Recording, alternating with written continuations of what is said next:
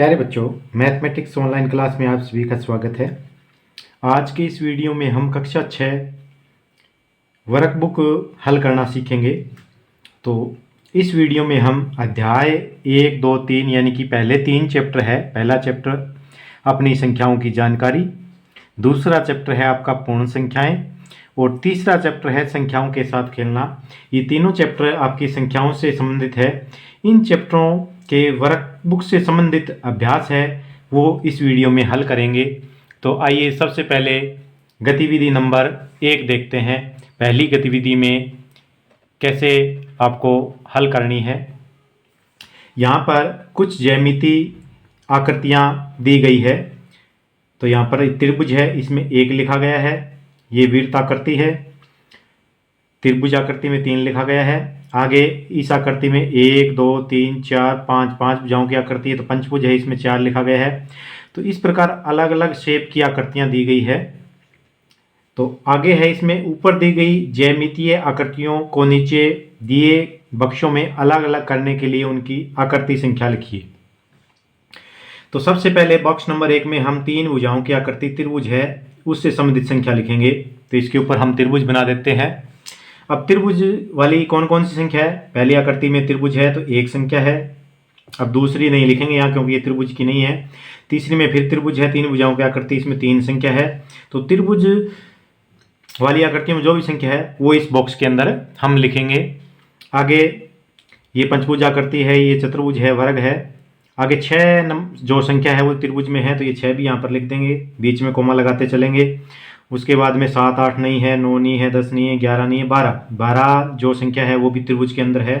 तो त्रिभुज में जितने भी संख्या हैं वो इस बॉक्स में हम लिखते चलेंगे।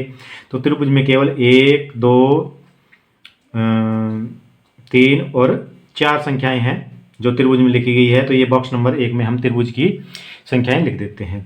बॉक्स नंबर 2 में हम वृत्त से संबंधित आकृतियां लिखेंगे। यहाँ पर ऊपर वृत्त बना देते हैं और वृत्त में जितने भी संख्याएं हैं वो सारी हम इस बॉक्स में लिखते हैं। तो 2 संख्या है वो वृत्त के अंदर है। उसके बाद में क्या है आपकी 11 नंबर संख्या है, ये वृत्त के अंदर है। उसके बाद में 14 नंबर है, ये भी आपकी वृत्त के अंदर है। तो वृत्त में की 3 आकृतियां हैं, उनमें कौन कौन सी संख्या है, 2, 11 और 14। आगे हम क्या है यहाँ पर वर्ग है जो 4 भुजाओं की आकृति है उससे संबंधित संख्या इस बॉक्स में लिखेंगे। तीसरे बॉक्स को वर्ग का बॉक्स बना देते हैं। तो इसमें है आपका एक तो 5, उसके बाद में आपका है 8 भी वर्ग के अंदर है देखो। उसके बाद में 9, उसके बाद में 13। बस ये क्या है 4 संख्याएं वर्ग के अंदर लिखी गई है, 5, 8, 9, 13। उसके बाद में आगे यहाँ पर पंचभुज की आकृति है, वो पंचभुज हम बना देते हैं। पंचभुज में जो संख्या है वो इस बॉक्स में 4 में लिखेंगे हम। तो पहली संख्या 4 है, ये 5 भुजाओं की आकृति में लिखी गई है। उसके बाद में पंचभुज की आकृति है, इसमें 10 संख्या पंचभुज में लिखी गई है। उसके बाद में 15 और 16 भी पंचभुज की आकृति में लिखी गई है। तो इस प्रकार क्या है हम अलग अलग बॉक्स में अलग अलग आकृतियों की संख्याएं लिख सकते हैं। आगे गतिविधि नंबर 2 है। दूसरी गतिविधि देखते हैं। गतिविधि नंबर 2 है 2 की सभी गुणन संख्याएं सम होती है। वे सभी संख्याएं जिनके इकाई के स्थान पर 0, 2, 4, 6, 8 आता है वे सम संख्या होती है। तो आप क्या सोचते हैं कि दोनों में से कौन सही है और क्यों। तो सम संख्या कौन सी होती है, 2, 4, 6, 8 यानी कि 2 का गुणज भी होती है सम संख्याएं। और वे संख्याएं जिनका इकाई अंक क्या है 0, 2, 4, 6, 8 आता है वे भी सम होती है। क्योंकि क्या है इकाई अंक जिनका 2, 4, 6, 8, 0 हो वो 2 का गुणज ही होती है। तो दोनों का मतलब एक ही है। तो इसमें क्या है दोनों सही हैं, तो यहाँ लिखेंगे दोनों सही है क्योंकि दोनों ही सम संख्याएं होती है। दोनों ही सम संख्याएं होती है। तो सम संख्याएं छांटने का दोनों प्रकार से हम संख्याएं छांट सकते हैं, सम संख्याएं। नेक्स्ट पेज पे चलते हैं। नीचे संख्याओं का एक समूह दिया गया है, ए समूह दे रखे। इसमें कौन कौन सी संख्याएं हैं पढ़ते हैं एक बार। 4, 13, 54, 131, 52, 1, 2, 130, 43, 33, 3, 80, 31, 65, 51, 69, 25, 78, 67, 83, 100, 64 और 76। इसमें से सम संख्याएं छांटकर नया समूह बनाएं। तो नए समूह का नाम हम बी दे देते हैं। चलो, नाम देना चाहे नाम दे सकते हैं या वैसे भी लिख सकते हैं। तो उस समूह में कौन सी संख्या लिखनी है हमें? सम संख्याएं। तो अभी पीछे हमने देखी कि सम संख्याएं कौन सी होती है। वो संख्या होती है जो 2 के गुणज के रूप में होती है, यानी कि 2 के पहाड़े में आती है। 2 एकम 2, 2 दूनी 4, 6, 8, 10, 12, 14, ये सम संख्या होती है। या फिर क्या है, अगर बड़ी संख्या है तो उसको पहचानने का क्या तरीका है? अगर अधिक अंकों की है, 1000, 10,000, सैकड़ा तक की संख्या है, तो हम क्या है उसको सिर्फ इकाई के अंक देखकर पहचान सकते हैं। जिनका इकाई अंक 2 हो, 4 हो, 6 हो, इकाई अंक 8 हो या 0 हो, वो सम संख्याएं होती है। तो पहली संख्या है 4, तो ये सम संख्या होगी। अब दूसरी 13 है, इसका इकाई अंक 3 है, ये सम संख्या नहीं है, 2 के गुणज में भी नहीं आती है। 54 है, इसका इकाई अंक 4 है, तो ये सम संख्या होगी आपकी। 131 नहीं होगी, इकाई अंक 1 है। 52 है, ये सम संख्या होगी क्योंकि इकाई अंक 2 है। उसके बाद में 1 सम संख्या नहीं है, 2 सम संख्या है। 130 भी सम संख्या है क्योंकि इसका इकाई अंक 0 है। 43 नहीं है, 33 नहीं है, 3 नहीं है क्योंकि इनका इकाई अंक 3 है जो सम नहीं है। 80 है, इकाई अंक 0 होने के कारण सम है। 31 नहीं है, 65 नहीं है, 51 नहीं है, 69 नहीं है, 25 नहीं है, 78 सम संख्या है और 67 नहीं है। 83 सम संख्या नहीं है। 100 सम संख्या है, इकाई अंक 0 है इसका। 64 सम संख्या है, इकाई अंक 4 है और 76 भी सम संख्या है। तो सम संख्या को एक बार अंडरलाइन कर देते हैं। ये सम संख्या है, ये है आपकी, ये है, ये भी सम संख्या है, ये है 130। उसके बाद में आपकी 80 सम संख्या है, उसके बाद में 78 सम संख्या है, उसके बाद में 100 सम संख्या है, 64 है और 76 है, ये सम संख्या है। इसके अलावा जो संख्या बची वो कौन सी संख्या बची? आपकी विषम संख्या। क्योंकि विषम संख्या वो होती है जो 2 से भाग नहीं होती। उनकी पहचान क्या है? उनका इकाई अंक 1, 3, 5, 7, 9 मिलेगा। तो अब आगे क्या करना है आपको? समूह ए की बची हुई संख्याओं में क्या खास बात है? तो लिखिए क्या है भाई। अब जो संख्या बच गई इसमें जो हमने यहाँ पर लिख दी वो तो सम संख्या है, जो बच गई वो क्या है? विषम संख्या है। विषम संख्या है, तो बच गई वो कौन सी संख्या है? विषम संख्या है। बची हुई संख्याओं को बढ़ते क्रम में लिखिए, यानी कि सबसे पहले छोटी, फिर उससे बड़ी, फिर उससे बड़ी, फिर सबसे बड़ी। तो बची हुई संख्या लिखते हैं। बची हुई संख्या 13 है, 131 है, 1 है, तो 1 से शुरुआत करते हैं हम। 1, 1, 1, 3, 13, 25, 31, 33। 33 के बाद में अब देखते हैं, 33 के बाद आपका बनता है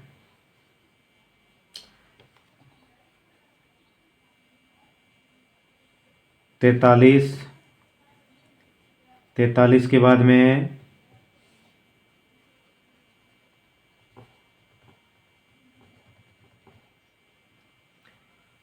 51, तो ये आज आएगा आपका 51। 51 के बाद देखते हैं, 51 के बाद है आपका 65। 65 के बाद है आपका 69। 69 से पहले 67 और है, 67, 69। 69 के बाद में 83। 83 से पहले कोई और कोई देखते हैं,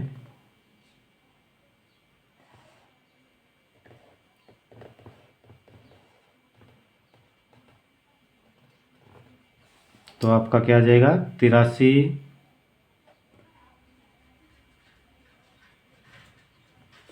83 के बाद क्या आ जाएगा आपका? 83 के बाद में आपका बच गया 131 से पहले और देखते हैं, तो 131 आ जाएगा यहाँ पर, 131। तो ये क्या है? बची हुई संख्याएं हैं जो विषम हैं और इनको हमने बढ़ते क्रम में लिख दिया। बढ़ते क्रम में का मतलब है कि पहले छोटी, फिर बड़ी, फिर सबसे बड़ी, इस प्रकार क्या है, इनको बढ़ते क्रम में हमने लिख दिया। तो इसको क्या है? आरोही क्रम भी बोलते हैं। आगे है समूह ए में से अभाज्य संख्याएं, प्राइम नंबर्स। अभाज्य संख्याओं क्या बोलते हैं? प्राइम नंबर्स को छांटकर एक नया समूह बनाइए। तब इन संख्याओं में प्राइम नंबर्स अभाज्य संख्या छांट के लिखते हैं। अभाज्य संख्या कौन सी होती है? जिन संख्याओं का क्या है, जो अगर गुणनखंड करें तो क्या है, 3 गुणनखंड वाली भाज्य होती है,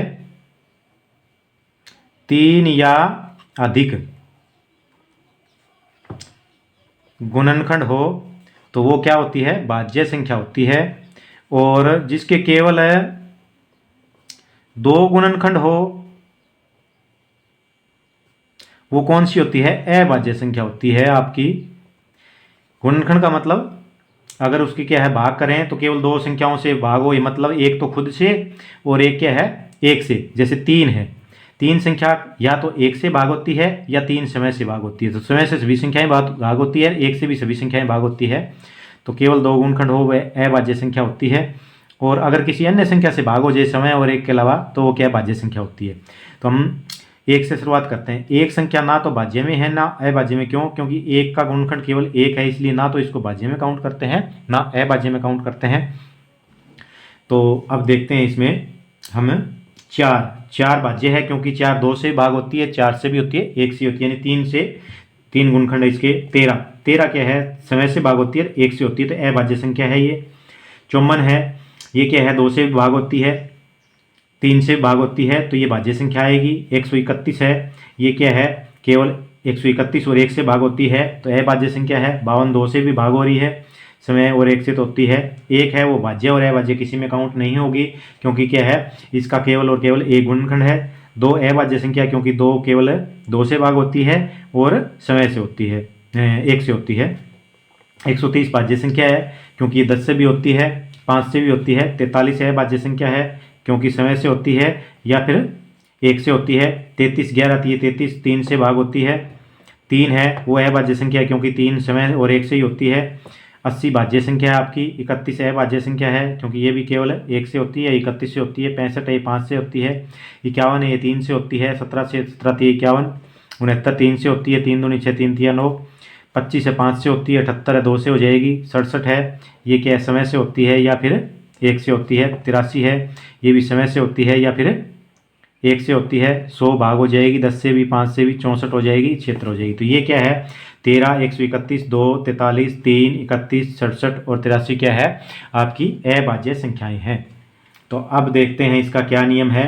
मैं हूं एक ऐसी संख्या जो 2 अलग अलग संख्या समय और 1 के सिवाय किसी से भाग नहीं हो जाती, तो बताओ मैं कौन। तो कौन सी संख्या हुई, अभाज्य संख्या, क्योंकि जो 1 और समय को छोड़कर किसी से भागना हो कौन सी संख्या होती है, अभाज्य संख्या होती है।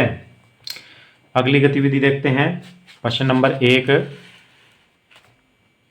नीचे कुछ संख्याएं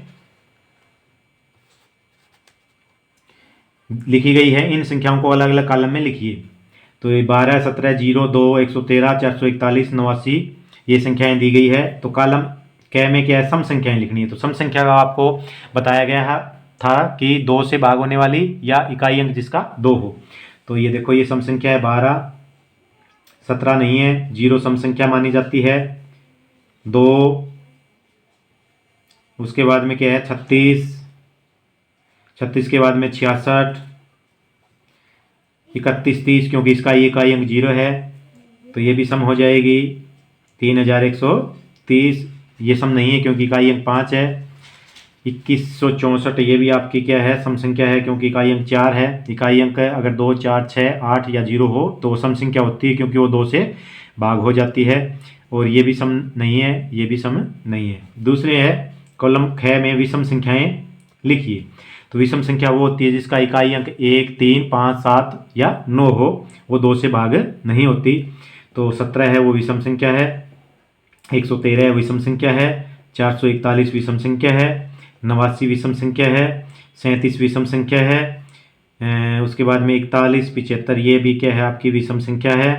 और 73 विषम संख्या है। और 729 भी आपकी विषम संख्या है। तो ये हमने सम और विषम के कॉलम बना दिए। अब देखते हैं कॉलम ग के अंदर अभाज्य संख्याएं, यानी कि प्राइम नंबर्स। अभाज्य संख्या भी आपको ऊपर वाले गतिविधि में बताया था कि जिन संख्याओं के केवल 1 से भाग होती हो या समय से भाग होती हो, इसके अलावा किसी से भाग नहीं होती हो, यानी कि 2 से केवल 2 गुणनखंड हो, वो क्या है, अभाज्य संख्या होती है। तो इसमें 12 भाज्य है, क्योंकि 3 चौके 12, 2 से भी भाग होती है। 17 17 है ये किसी से भाग नहीं होती, केवल 17 और 1 से भाग होती है। 0 है वो क्या है आपकी ना भाज्य में आती है ना अभाज्य में आती है, क्योंकि क्या है इसका केवल 0 ही गुणनखंड होता है और कोई गुणनखंड नहीं होता। 2 ये क्या है आपकी अभाज्य संख्या, क्योंकि 2 केवल 2 से भाग होती है या 1 से होती है, यानी 2 ही गुणनखंड है। 113 भी क्या है आपकी अभाज्य संख्या है, क्योंकि 113 केवल 113 से होती है या 1 से भाग होती है। 441 है ये क्या है 21 से भाग हो जाती है, तो ये भाज्य संख्या आएगी, क्योंकि 21 से भाग होती है, 1 और 441 से तो होती है। 89 है ये अभाज्य संख्या है, केवल समय से होगी या 1 से होगी। 36 36 होता है लेकिन 37 भाग नहीं होगा। 66 हो जाएगा, 31 30 10 से हो जाता है, 5 से हो जाता है। 41 75 5 से हो जाता है। 21 64 ये 2 से भी हो जाएगा, अन्य संख्याओं से हो जाएगा। 73 है 73 ये केवल समय और 1 से होता है। 729 है ये 3 से भाग हो जाएगा, इसलिए क्या है ये भाज्य संख्या है। कॉलम ग में भाज्य संख्याएं लिखनी है, कंपोजिट नंबर। तो 12 है भाज्य संख्या, 17 नहीं है, यानी कि ये जो अभाज्य संख्या है इनको छोड़कर जो बची हुई संख्या है वो सारी की सारी क्या है भाज्य है, तो इनको छोड़कर बाकी बची हुई संख्या लिख देते हैं। 0 क्या है भाज्य अभाज्य किसी में नहीं लिखना है आपको, क्योंकि 0 के क्या है केवल और केवल 1 ही गुणनखंड होता है, इसलिए क्या है ना भाज्य में काउंट होती ना अभाज्य में। तो 0 और 1 को किसी में भी शामिल नहीं करना है, 1 भी किसी में शामिल नहीं है। उसके बाद में क्या आ जाएगा आपका 113 अभाज्य में है ही। उसके बाद में क्या है 441 है ये भाज्य में आ जाएगा, क्योंकि ये 11 से भाग होती है, नहीं 21 से भाग होती है। 89 है ये आपका अभाज्य है। 36 ये आपका भाज्य आ जाएगा, छिकु छिकु 36 37 है भाज्य में था। 66 है ये 11 छिके 66 2 से भाग होती है। 31 30 है ये भी आपकी 2 से 5 से भाग होती है। 41 75 ये भी 5 से भाग होती है। 21 64 2 से भी होती है। 73 है ये आपकी अभाज्य में आ गई थी। 729 है ये क्या है आपकी 3 से भाग होती है, तो ये भाज्य संख्याओं में आ जाएगी। तो इस प्रकार हम क्या अलग अलग कॉलम में इन संख्याओं को छांट कर लिख सकते हैं।